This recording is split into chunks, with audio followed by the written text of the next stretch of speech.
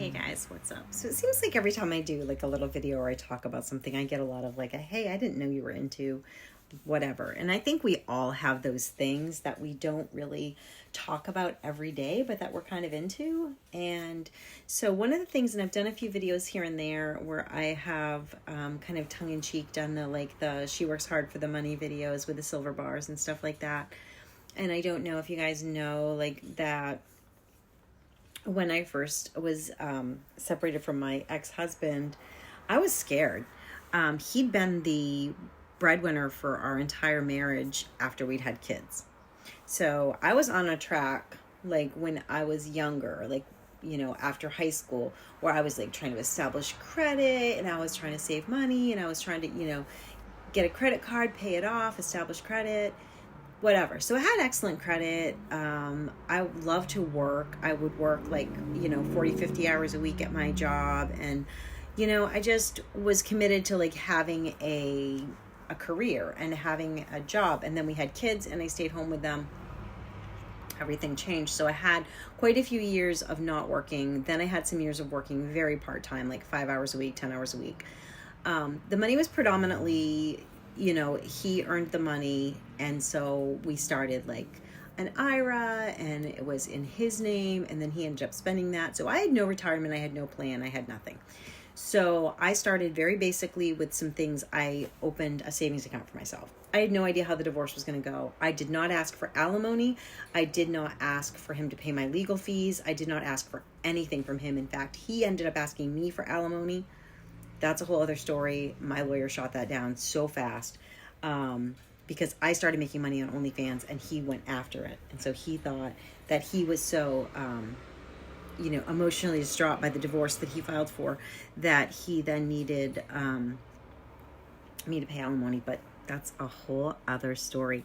So we did not end up paying him alimony. I did end up paying him child support. It's very complicated. No, I did not lose my children. No, I do not have a bad relationship with my children.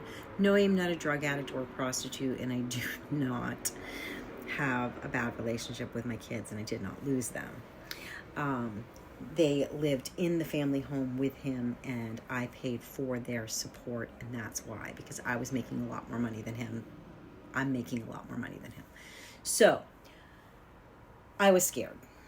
I didn't have any money then. I just started my OnlyFans. It was going fairly well and I had gotten a full-time job. So full-time job, OnlyFans, doing whatever I can to earn money. Started LoyalFans a year later, so just trying to do whatever I can. I established my own account and then eventually once I had done that, I was like, hey, I'm going to do $5 a month in Acorn. I'm just going to put $5 a month in. So I started doing that. Eventually, I ended up opening like a retirement account through them, and I have like a whole. And this is not an ad for Acorn, because I know a lot of people that do stash, whatever. So I started putting money aside in there, coming out of my check automatically or my checking account every week automatically. So I did that. I had a 401k at work, and so I would contribute to that minimally, and then eventually I started increasing it because I was getting that employee match. So I started doing that. And then when I walked away from everything in January to do this full time, I felt like I was like in kind of an okay position in terms of having like I have a lot of debt from the marriage still, but I have kind of, was in a better position. But I started my own savings account. I got my own post office box. I started my investment account, very small, or like $5 at a time. Then I talked to a friend about metals. And how you could get some metal and you could put it in like a not post office box, a bank deposit box, things like that. So I started buying these little 1 ounce bars. Like this one is actually South Carolina, which is where my mom was born. So I started buying these little 1 ounce bars. And back then, this was 5 or 6 years ago, or 5 years ago, I guess, they were like, it was like 20 something dollars, like if you're for an ounce of silver. So these were a little bit more than that because you paid this spot anyway. So I was getting these little bars whenever I could. I'd just go in with cash and I would buy some of these little bars and put them away. And then this one's an ounce. These are half ounce, I think. Then I started trying to buy gold. Gold was extremely expensive back then, but I have like these little tiny baby pieces of gold. They look like Barbie credit cards. They're super tiny. I don't have gold like Scrooge McDuck, like stacked up everywhere. But I have some of these tiny, tiny little ones.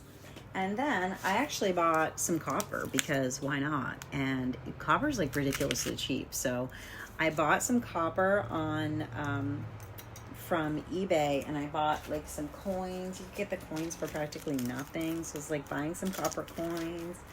Bought some of that. I got like these tiny little silver bars. I just bought stuff that was cute, really. And then I bought stuff that was collectible. So like this is one of my favorite pieces. This is actually a John Wick Continental coin. And they sold out right away when they came out. So I was pretty excited about that. So I bought that. And then I have some that are like Lady and the Tramp. And I have some that are, where are you at?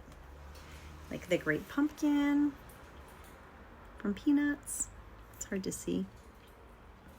Anyway, so that's another thing that I am interested in is I collect precious metals. And so some of it's here, some of it you put in a safety deposit box to keep safe because, you know, you got to be safe. And so yeah, that's something that I'm kind of into. So a little bit of like extra cash here and there, which doesn't happen very often. I like to just go in, get a coin, get a bar, get something and collect it. Obviously the prices have gone up crazy in the last 5 years, but that's something that I'm into. And I also collect coins, like regular, like old coins, like coins from the 1800s because my house is very old and I use them like just as inspiration in my writing because I'm writing a little short story from that time period, and so I like to have them on my desk. And so I go to some coin collector shows every once in a while. And yeah, so I'm more of a geek than you thought I was. So there you have it. I love you guys. Drop a comment below. Let me know what you're interested in collecting, what you do for fun, and I'll talk to you later. Love you guys. Take care.